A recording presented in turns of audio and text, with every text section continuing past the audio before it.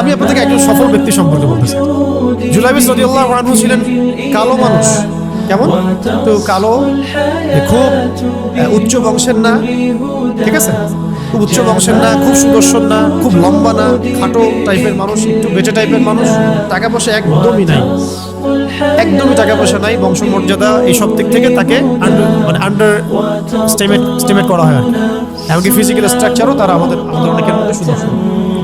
তার অবস্থা কেমন? নবী সাল্লাল্লাহু আলাইহি ওয়াসাল্লামের সাহাবীরা অন্য হাদিস থেকে বলেছেন যে নবী সাল্লাল্লাহু আলাইহি ওয়াসাল্লাম মসজিদে যেতেন, মদিনা মসজিদ নববীতে যেতেন, রাস্তার পাশে তিনি পড়ে থাকতেন।